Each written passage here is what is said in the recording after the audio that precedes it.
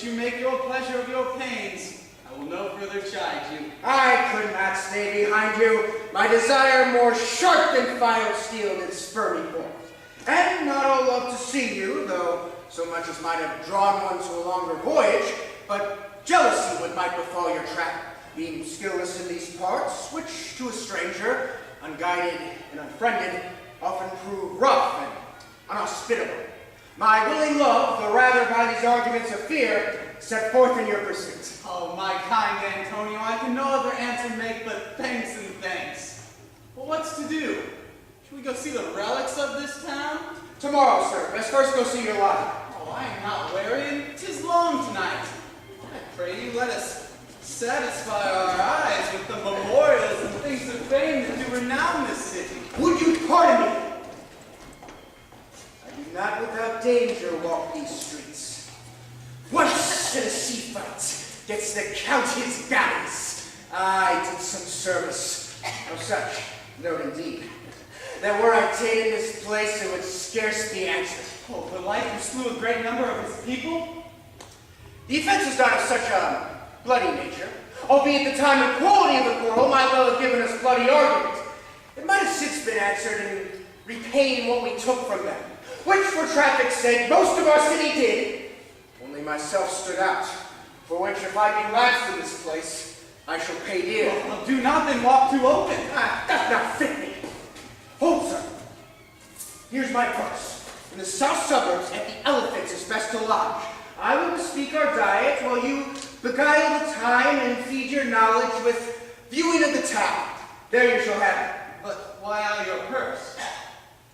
Happily your eye shall light upon some toy which you have desired to purchase, and your store, I think, is not for idle market, sir. Well, I'll be your purse bearer and take leave of you.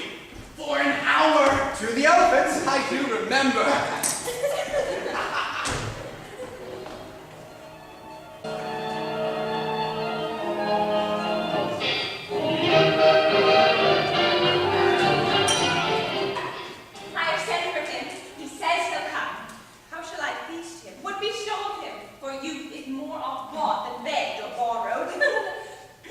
I speak too loud. Where is Malvolio? For he is sad and civil and suits well for the servant of my fortunes. Where is Malvolio? Oh, he is coming, madam, but in a very strange humor. Your ladyship will best keep some guard about you if he come. Why does he rave? No, madam, he does nothing but smile. His manner sure is tainted in his wits. Go and fetch him hither. I am as mad as he, as sad and merry mad as equal be.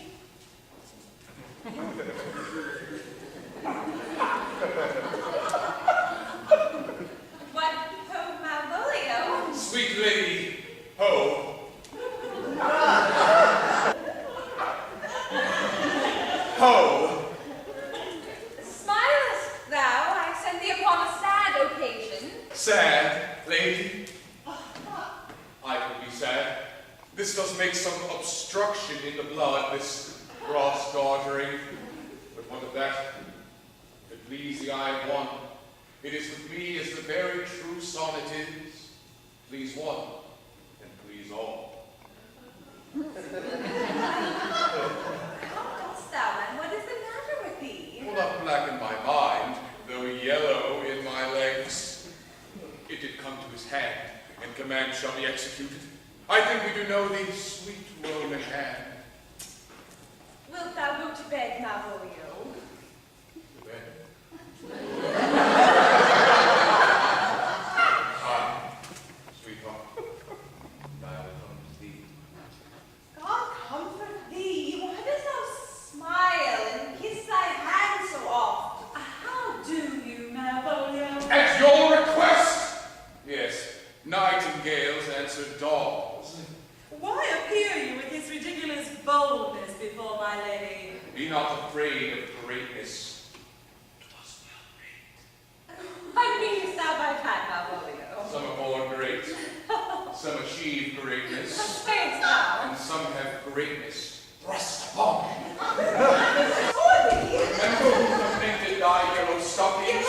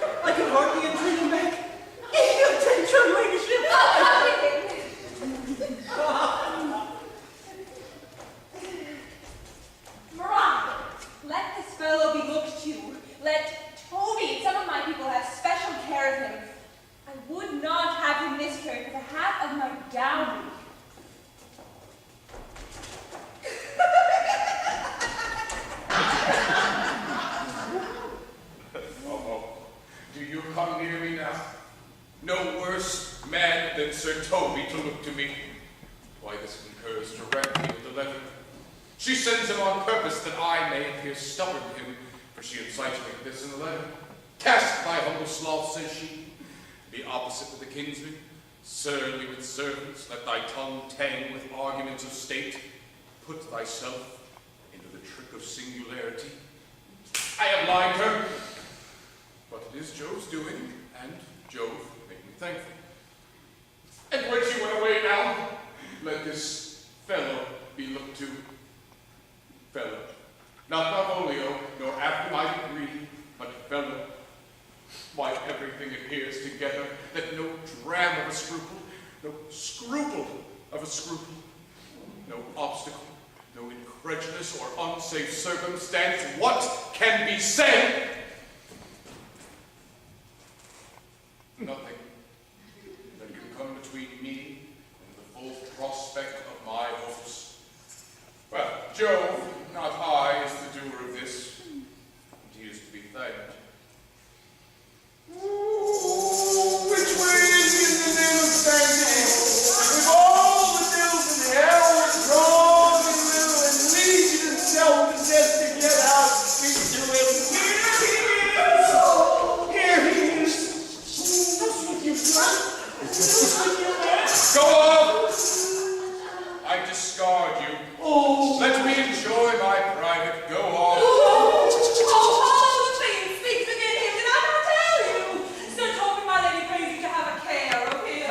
Does she now? Go to, please. We must deal gently with him, but let me alone.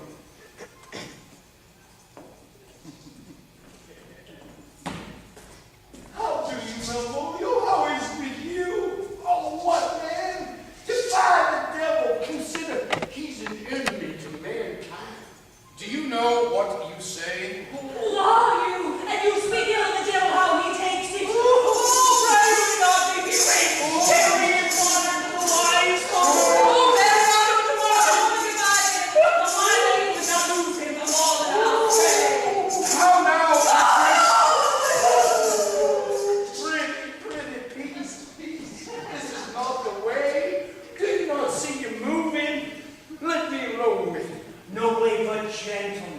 Gentle. The fiend is rough and will not be roughly used. Gentle. What happened now, my father? Sir! Hi, come with me! What, man? It is not for brevity to play a cherry pick with Satan. Hang yourself, Malvolio! Get him to say his prayers, Toby. Give him prayers. My prayers meet so much. You do not hear of God. Go hang yourselves all!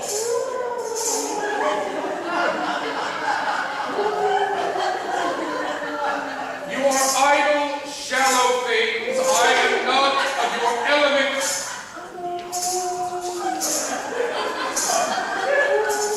You shall know more hereafter.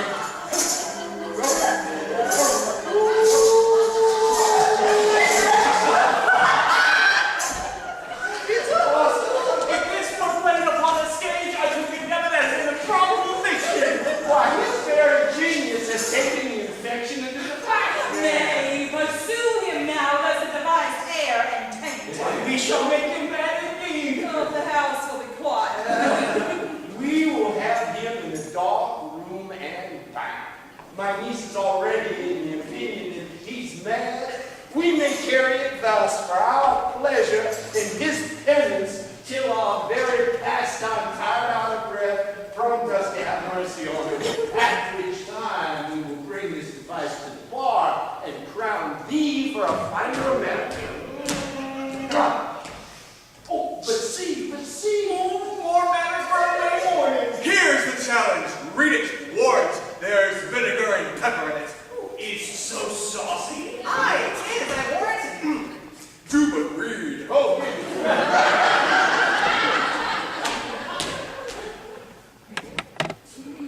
you, whatsoever thou art but a scurvy fellow. Good and valiant. One and all, nor admire not in thy mind why I do call thee so, for I will show thee no reason for it. A good note that keeps you from the blow of the law. Good. Lady Olivia, and in my sight she uses thee kindly. But thou liest in thy throat. That is not the matter I challenge thee for. Very brief and to exceeding good sense. Yes. I will be going home, where if it be thy chance to kill me, good, thou killest me like a rogue and a villain. Still, you keep the weighty side of the law. Good. Farewell, and God have mercy upon one of our souls. He may have mercy upon mine, but my hope is better, therefore look to thyself. Thy friend, as thou usest him, and thy sworn enemy, Andrew Aguecheek. If this letter move him not, his legs cannot, I'll give him. Oh, you may have very good occasion for it. He is now in some commerce with my lady and will by and by depart. Oh, go, Sir Andrew, scout before the corner of the orchard like a Bombay. So soon as ever thou seest him draw, and as thou drawest, swear horrible, for it comes to pass often a terrible oath with swaggering accent, sharply twanged off, gives manhood more approbation than ever proof itself would have earned him. Away. Oh, nay, let me alone for swearing. Now will I not deliver this letter. The behavior of the young gentleman gives him out to be of good capacity and breeding. His employment between his lord and my niece confirms no less. Therefore, this letter, being so excellently ignorant, will breed no terror in the youth. He will find it comes from a clodpole. But, sir, I will deliver his challenge by word of mouth, and set upon Aguecheek a notable report of valor. This will drive the gentleman, as I know his youth will aptly receive it, into a most horrid opinion of his rage, skill, fury, and impetuosity. This will so frighten both that they will kill one another by the look, like cockatrices. Oh, here he comes with your niece. Give them wait till he take leave, and presently after. I'm going to take wild ones a horrid message for a challenge. I have said too much into a heart of stone, and laid mine honor to uncherry out. There is something in me that reproves my fault, but such a headstrong, potent fault it is that if it must reprove. With the same behavior that your passion bears goes on my master's grief. Here, wear this jewel for me. It is my picture. Refuse it not, it hath no tongue to vex you. And I beseech you, come again tomorrow. For what shall you ask of me that I'll deny? That honor saved may upon asking give. Nothing but this, your true love for my master. How, with mine honor, may I give him that which I have given you? I will acquit you. Well, come again tomorrow. Fare you well. A fiend like you might bear my soul to hell.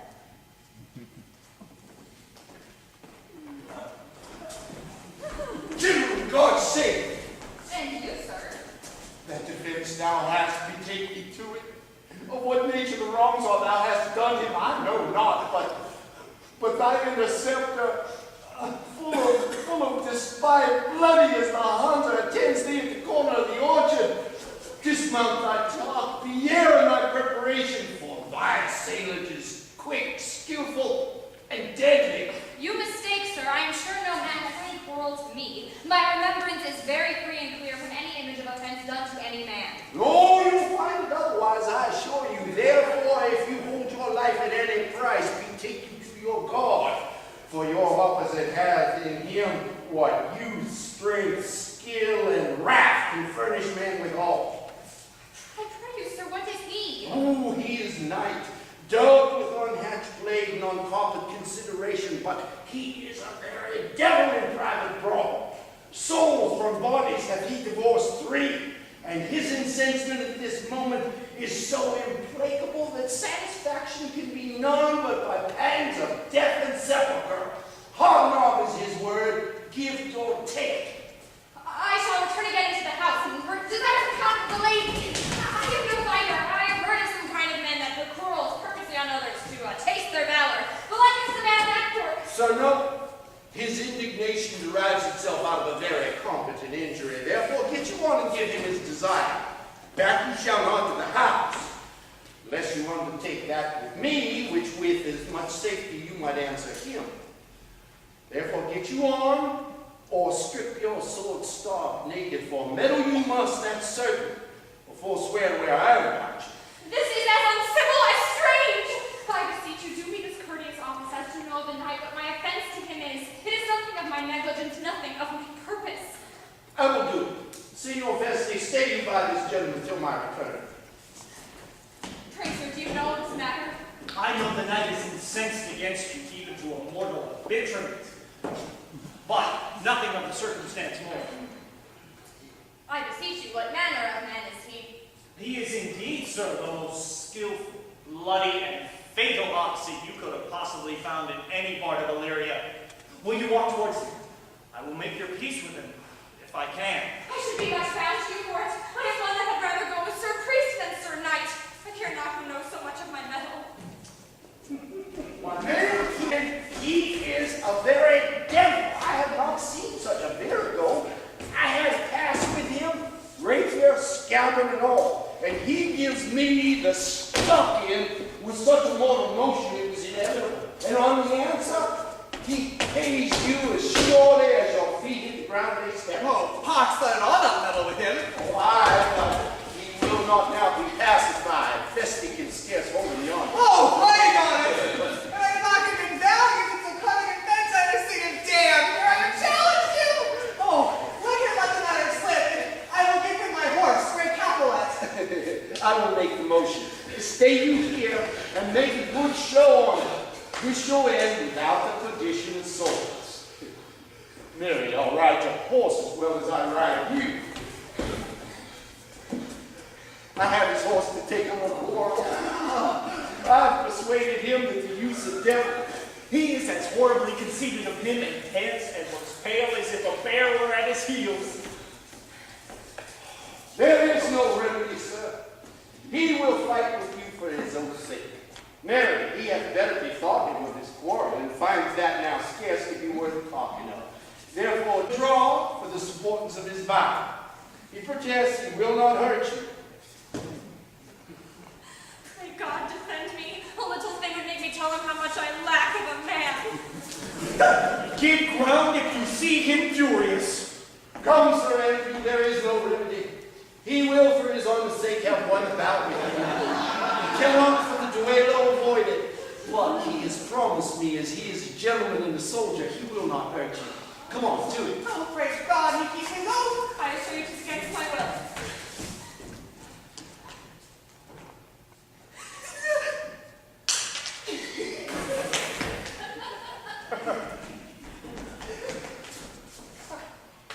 Oh, thank you.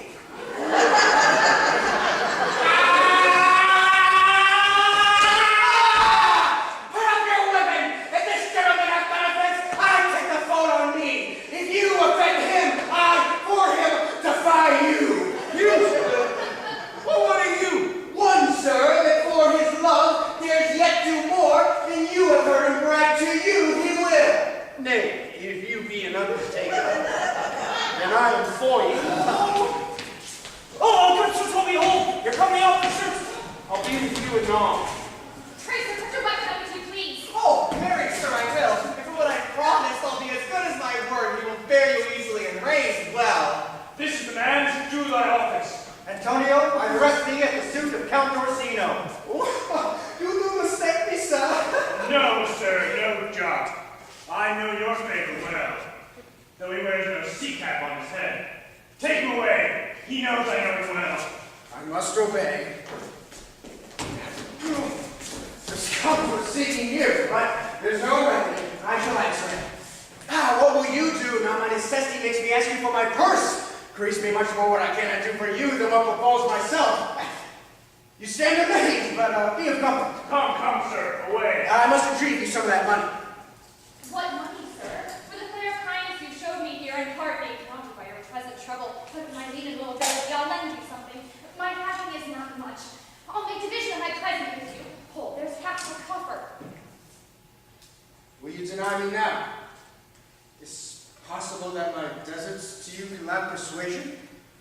Do not tell my misery, lest it make me so unsound and mad as to upbraid you with those kindnesses that I have done for you. I know none, nor know I you by voice or any feature. I hate ingratitude more in a man than lying, vainess, babbling, drunkenness, or any strong taint of vice whose corruption inhabits our frail blood. Oh, heavens of sound! Sir, I pray you go! Let me speak a little!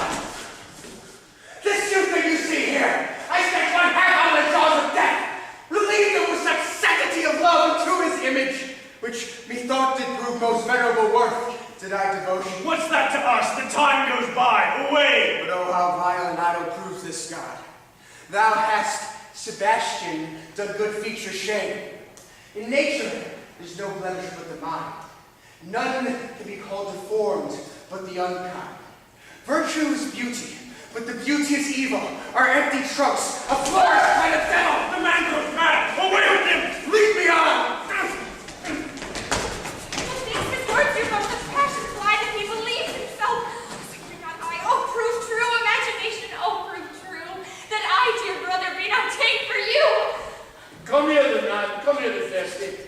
We'll whisper a couple of the two most sage songs. He named Sebastian. I, my brother, know, yet living in my glass, for such and so in favor was my brother, and he would still in this fashion, color, ornament, for him I imitate. Oh, if it prove tempest are kind, and salt waves fresh in love! A very dishonest and paltry boy, and more coward than a hare. His dishonesty appears in leaving his friend here of necessity and denying him, for his cowardship hath festered. A coward, a most devout coward, religious and Why, I'll after him again and beat him. Cuff him soundly, but never draw thy sword. And I do not. Come, let's see the event! Yeah, out there lay money to be nothing yet.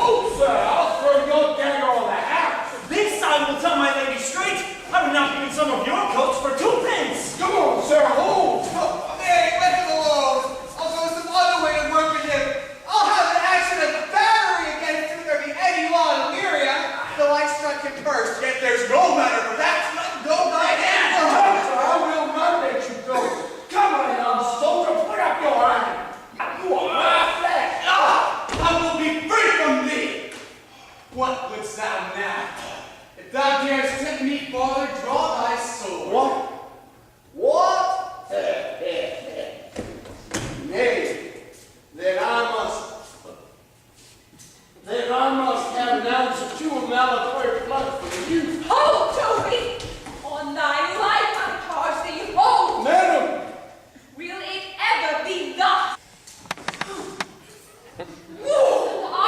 Ungracious wretch! Fit for the mountain caves and barbarous caves where manners ne'er were preached. Out of my sight! Be not offended, dear Cesario.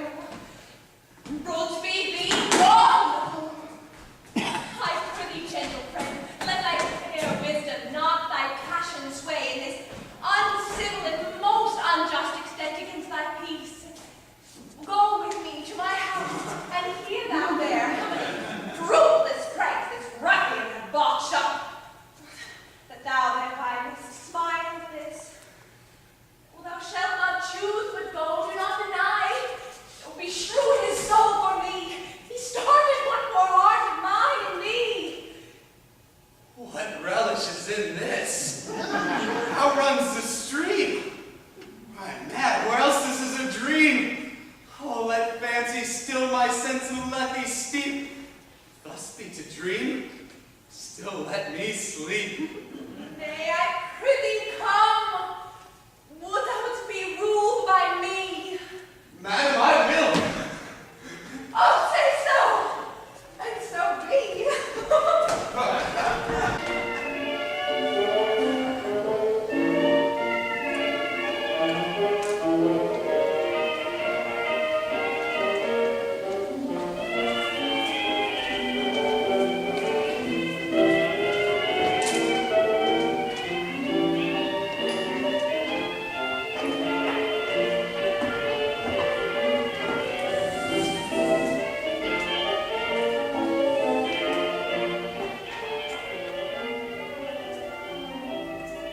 Nay, I prithee, put on this gown and this beard, make him believe thou art Sir Topus, the curate. Do it quickly, I'll call Sir Toby the last. Well, I will put it on, and I will dissemble myself in it. And I would I were the first that ever dissembled in such a gown. The competitors enter. Joe bless thee, Master Parson. What is this? Good Sir Toby, for as the old hermit of Prague that never saw pen and ink, very wittily said to a niece of King Globender, that is. So I, dear Master Parsons, am Master Parsons. For what is that? For that and is what is. To him, Sir Topus. What ho! I say, peace in this prison! The knave kind of speaks well. Good knave. Who calls there?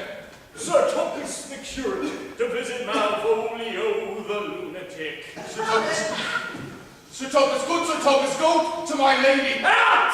Hyperbolical fiend! How vexest thou this man? Talkest thou nothing but of ladies? Well said, Master Parson. Sir Topus, never was man thus wrong. Good Sir Topus, do not think I am mad. They have laid me here in hideous darkness. Fie, thou dishonest Satan! For I call thee by the most modest terms, for I am one of those gentle ones that will use the devil himself with courtesy. Sayest thou that house is dark? As hell, Sir Topus. Why, it hath bay windows, transparent as barricados, and the clear stalls to the south north are as lustrous as ebony. Yet complainest thou of obstruction? I say to you, this house is dark. Man, thou errest! For I say there is no darkness but ignorance, in which thou art more puzzled than the Egyptians in their fog. I say to you, this house is as dark as ignorance, no ignorance were as dark as hell. And I say to you, I am no more man than you are. Make the trial of it in any constant question.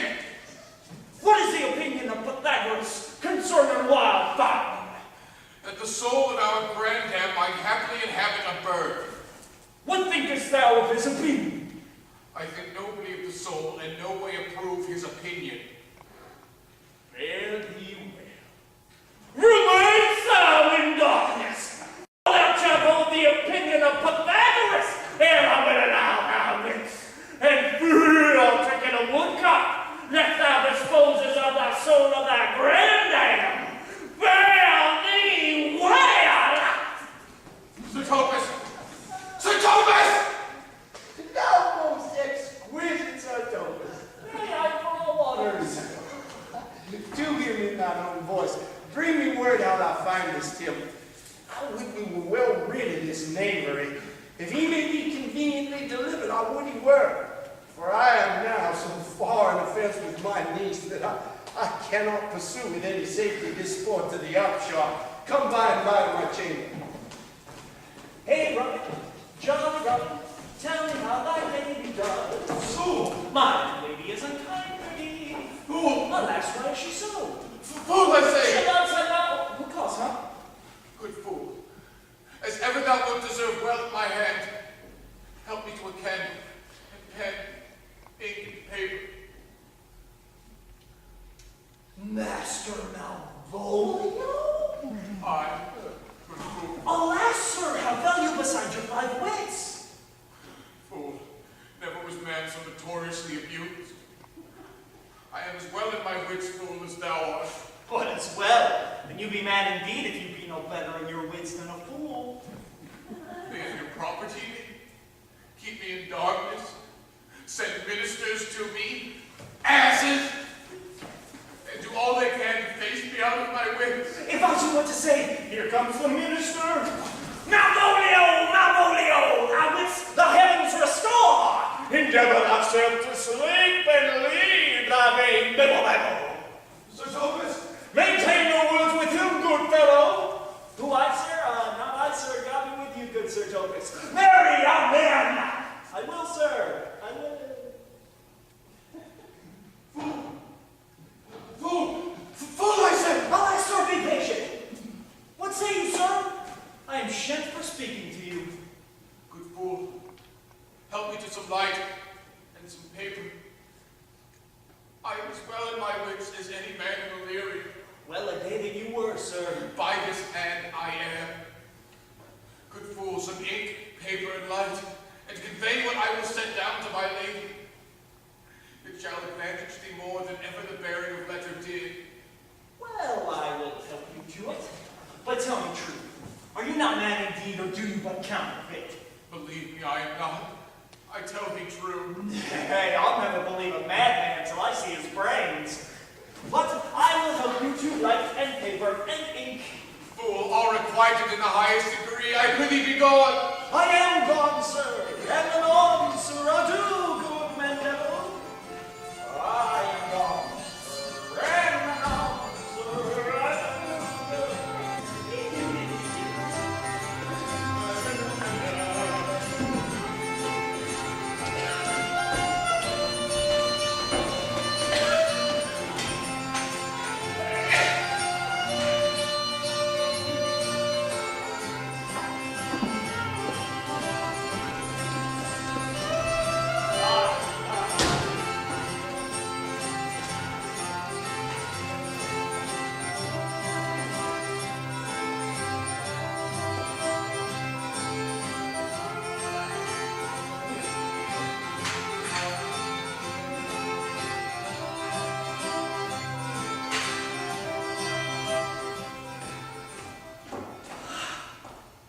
This is the air.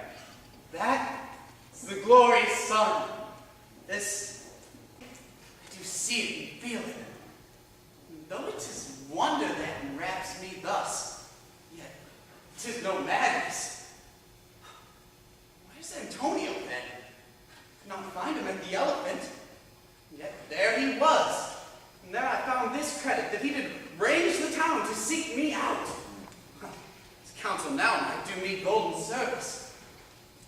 Though my soul disputes well with my sense, that this may be some error, but no madness. Yet doth this accident and flood of fortune so far exceed all instance, all discourse? I am ready to distrust mine eyes and wrangle with my reasons that persuade me to any other trust but that I am mad. Or else the lady is mad. Yet, if 'twere so, she could not sway her house, command her followers, take and give back affairs and their dispatch with such a smooth, discreet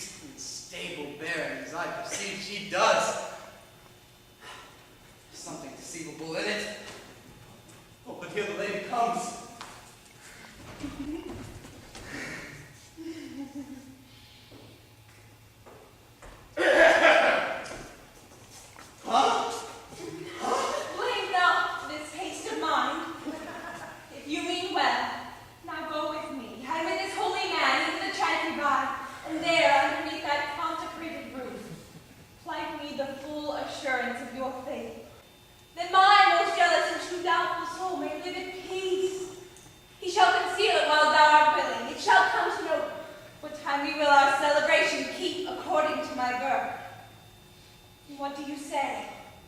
I'll follow this good man and go with you, and having sworn truth ever will be true. Then lead the way, Father, and heaven so shine that they may fairly note this act of mine.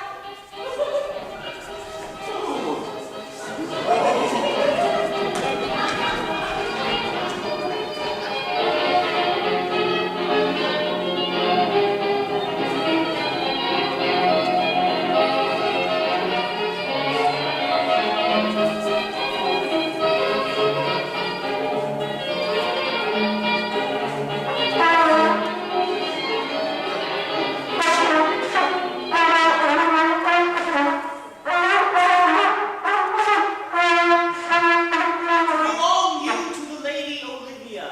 Aye, sir. How dost thou, my good fellow? Truly, sir, the better for my foes and the worse for my friends. Just the contrary, the better for thy friend. No, sir, the worse. How can that be? Maris, they praise me and make an ass of me. Now, my foes turn me blame me. I'm an ass. So that by my foes, sir, I profit in the knowledge of myself, and by my friends I am abused. So that conclusions to be as kisses, if your four negatives make your two affirmatives, why then the worse for my friends and the better for my foes. Why, this is excellent. Oh, by my troth, sir, no. Though it please you to be one of my friends. Thou shalt not be the worse for me. There's gold. But then it would be double dealing, sir. I would you could make it another. Oh, you give me ill counsel. Put your grace into your pocket for this one, sir, and let your flesh and blood obey it. Well, I shall be so much a sinner to be a double dealer. There's another. Primo, secundo, tertio is a good play, and the old saying is the third pays for all. The triplets, sir, is a dripping measure, or the bells of St. Bennet may put you in the mind. 1, 2, 3. You can fool no more money out of me at this throw. If you tell your lady I am here to speak with her and bring her along with you, it may await my bounty further. Marry, sir, lullaby to your bounty until I come again. I go, sir, but I would not have you think that my desire of having is the sin of covetousness. But, as you said, sir, let your bounty take a nap. I will wake it anon. Here comes the man that rescued me. That face of his I do remember well. Yet, when I saw it last, it was smeared as black as Vulcan in the smoke of war. A bobbling vessel was he captain of, or shallow draught and bulk unprizable, with which such scateful grapple did he make with the most noble bottom of our fleet, that very ending in the tongue of loss cried fame and honor on him. What's the matter? Orsino, this is that Antonio that took the phoenix in her plot from Candy.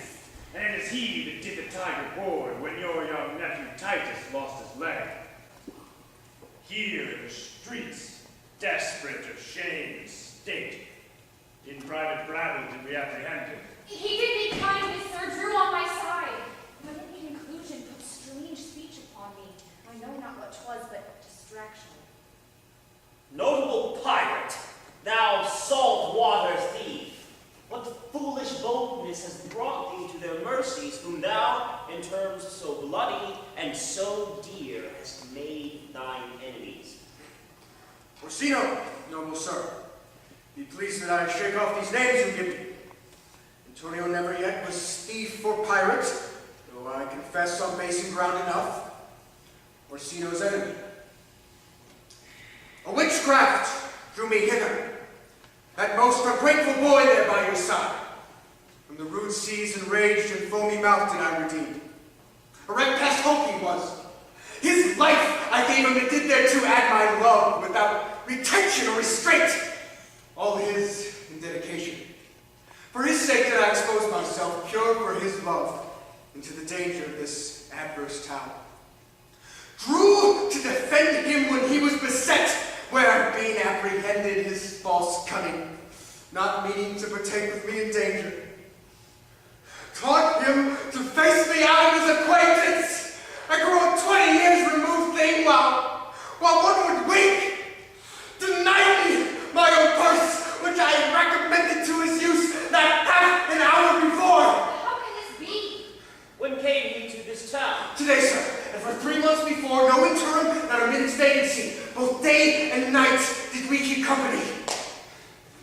Here comes the Countess. Now heaven walks on earth. But for thee, fellow, thy words are madness. 3 months with this you've tended upon me. But more of that anon. Take him inside. What would my lord, but that he may not have? Where Olivia may seem serviceable. Cesario, you do not keep promise with me. Madam! Gracious Olivia! Says Cesario, the good my lord. My lord would speak, my duty hushes me. If it be all to the old tune, my lord, it is as fat and wholesome to mine ear as howling after music. Still so cruel. Still so constant, lord. What? To perverseness? You uncivil lady, to whose ingrate and unauspicious altars my soul, the faithful's offerings have breathed out that ere devotion tendered. What shall I do? Even that it please my lord that shall become him. Why should I not? Had I the heart to do it, like to the Egyptian thief at the time of death, kill what I love? A savage jealousy that sometimes savors nobly. But hear me this. Since you do not regard it as cast my faith, that I partly know the instrument that screws me from my true place in your favor, live you the marble-breasted tyrant still.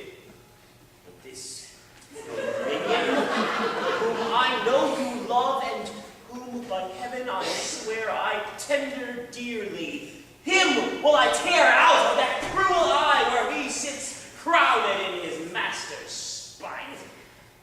Come, boy, with me. My thoughts are ripe with mischief. I'll sacrifice the lamb that I do love to spite a raven's heart within a dove. And I, most joking after willingly to do me rest, 1,000 deaths would die. Where goes Cesario? After him I love, more than I love these eyes, more than my life, more by all mores than e'er I shall love wife. If I do profane you witnesses above, punish my life for tainting of my love. I mean, the dead, how am I beguiled? Who does beguile you? Who does do you wrong? Hast thou forgot thyself? Has it been so long? Call forth the Holy Father! Come, away! Who is it, my lord? Cesario, husband, stay!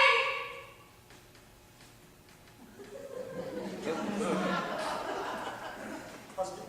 Husband, can he that deny? Husband? Sirrah? No, my lord, my eye is relaxed at the basis of thy fear that makes thee strive with thy propriety. Fear not, Cesario, take thy fortune thus. Be as thou knowest thou art, that thou art as great as that thou fearest. Welcome, Father. Father, I charge thee by thy reverence here to unfold, though lately we intended to keep in darkness, what occasion now reveals before 'tis right. What thou dost know hath newly passed between this youth and me. A contract of eternal bond of love. Oh, confirmed by mutual joy. Attested by the holy close of lips, strengthened with interchangement of your rings, and all the ceremony of this compact sealed in my conscience by my presence. Since when, my watcher told me, toward my grave I found but 2 hours. Oh, thou dissembling cub! What wilt thou be when time hath sown a grizzle upon thy case? Or wilt not else thy craft so quickly grow as thine own trip shall be thine overthrow? Farewell, and take her, but direct thy feet where thou and I henceforth may never meet. My lord, I just protest and not swear, oh, little faith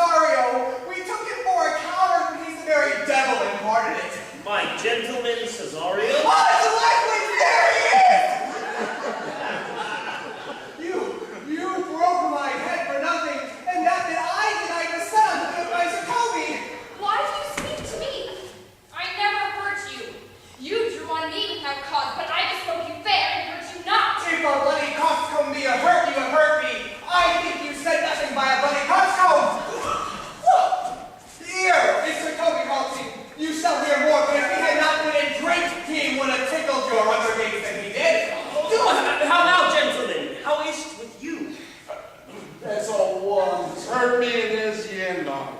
Sought, did seek surgeon sought. Oh, he's drunk, Sir Toby, an hour agone. His eyes were set at 8 in the morning. Then he is a rogue and a passing measures pattern. Oh, I hate a drunken rogue. Away with him! Who has made this havoc with them? Help, Sir Toby, because we be dressed together. Will you help? An asshead and a coxcomb and a knave, a face knave,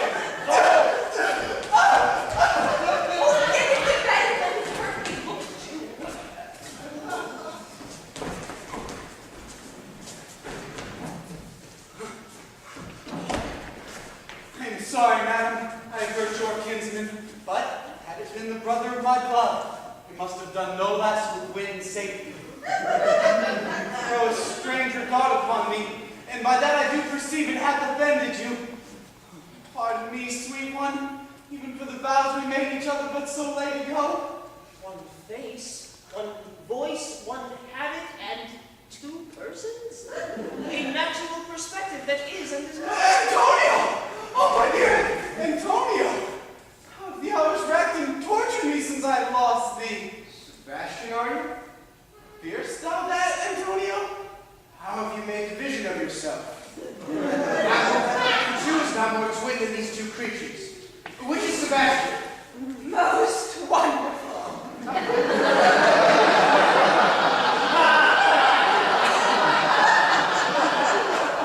Stand there? I never had a brother. Nor can there be that deity in my nature, up here and everywhere. I had a sister, whom the blind waves and surges had devoured. Oh, Charity, what kin are you to me? What countryman, what name, what parentage? Of Messily. Sebastian was my father. Such a Sebastian was my brother, too. If spirits can assume both form and suit, you come to fright us! A spirit I am indeed, but in that dimension and grossly clad from the womb which I did participate. Were you a woman, as the rest goes even, shall my tears let fall upon your cheek and say, thrice welcome, drowned Viola. My father had a mole upon his brow. So had mine. And died that day when Viola from her birth had numbered 13 years. Oh, that record is lively in my soul. He did indeed finish his mortal act the day that made my sister 13 years. If nothing left to make us happy both but this my masculine usurped attire, do not embrace me till each circumstance of time, place, fortune, do cohere and jump. I am Viola! Which to confirm, I'll bring you to a captain in this town where lie my maiden's weeds, by whose gentle help I was preserved to serve this noble count. All the improvement I do between this lady and this lord. So it comes, lady. You have been mistook. But nature, in her bias, strewn that. You would have been contracted to a maid, nor are you therein by my life deceived. You are betrothed both to a man and a lady. Be not amazed. Right noble is his blood. If this be true, as yet the glass seems so, I shall have share in this most happy wreck. Boy, thou hast said to me 1,000 times thou never shouldst love woman like to me. And all those sayings will I overswear, and all those swearings keep as true in soul as doth that orbed continent, the orb that severs day from night. Give me thy hand, and let me see thee in thy woman's weeds. The captain that did bring me first on shore hath my maid's garments. He upon some action is now endurance at Malvolio's suit, a gentleman and follower of my lady's. He shall enlarge him hither, and fetch Malvolio hither. And yet, alas, now I remember me, they say, poor gentleman, he is very distracted. A most extracting fancy of mine own, from my remembrance clearly than it is. How doth he, sirrah? Truly, madam, he holds Beelzebub at a stave's end, as well as a man in his case may do. has herewith a letter to you. I should have given it to you today morning, but as a madman's epistles are no gospel, so it skills not much when they are delivered. Open it and read it. Look then to be well edified when the fool delivers the madman. By the Lord, no madam! Art thou mad? No, madam, I do but read manners, and your ladyship will have it as it ought to be. You must allow vox. I prithee read it in thy right ways.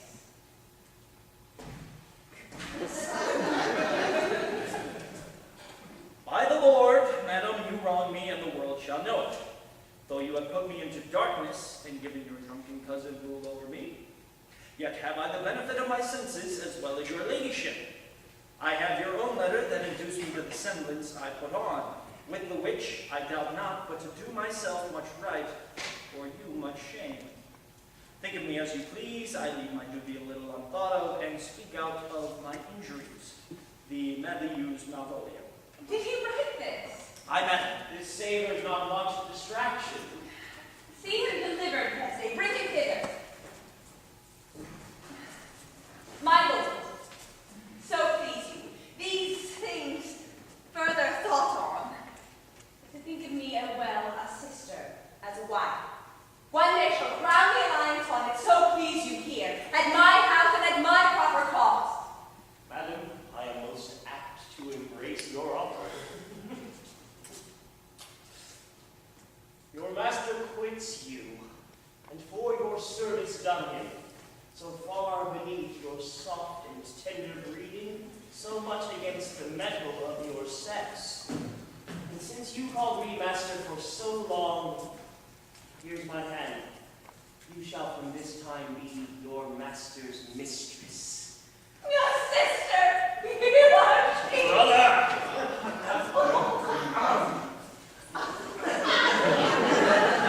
Is this the madman?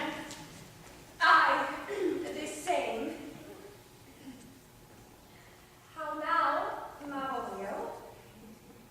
Madam, you have done me wrong. Notorious wrong. Have I, Malvolio? No. Lady, you have. Pray peruse that letter. You must not now deny it is your hand. Write from it if you can. Hand or phrase. Say it is not your seal, not your invention. You can say none of this. Oh, grant it then. Tell me in the modesty of honor, why have you given me such clear lights of favor? Bade me to smile and cross-guarded you, to put on pillow stockings and to frown upon Sir Toby and the lighter people, and acting this in an obedient hope. Why have you suffered me to be imprisoned, kept in a dark house, visited by the priest, and made the most notorious get and go that e'er invention played on? Tell me why! Alas, Malvolio, this is not my writing. Though I confess much like the character, but out of question, 'tis Mariah's hand. And now I remember me, 'twas she first told me thou was mad, then it came still smiling, and in such forms which were here presupposed upon thee in the letter. I prithee be content. This practice hath passed most shrewdly on thee. But when we know the grounds and authors of it, thou shalt be both plaintiff and judge of thine own cause. Good madam, hear me speak, and let no quarrel nor no brawl to come taint the condition of this present hour, which I have wondered at, in hope it shall be. Most freely, I confess, myself and Sir Toby set this device against Malvolio here, upon some stubborn and uncourteous parts we had conceived against him. Mariah read the letter at Sir Toby's great importance in recompense whereof he hath married her. How with sportful malice it was followed may rather pluck on laughter than revenge. If that the injuries be justly weighed that have on both sides passed. Alas, poor fool, how have they baffled thee? Why, Some are born great, some achieve greatness, and some have greatness. The rest of I was one, sir, in this interlude, one psychopath. But that's all one. By the Lord, fool, I am not bad. But you remember? Madam, why laugh you at such a barren rascal? And you smile not, he's gad. And thus, the whirligig of time brings in his revenges.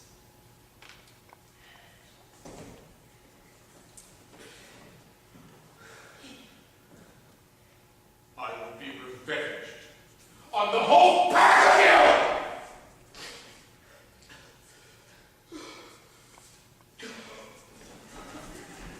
He hath been most notoriously abused. Pursue him and entreat him to a peace. He hath not told us of the captain yet. When that is known and golden time convents, a solemn combination shall be made of our dear souls. Meantime, dear sister, we will not part from hence. Promise is all right, for so you shall be while you are a man.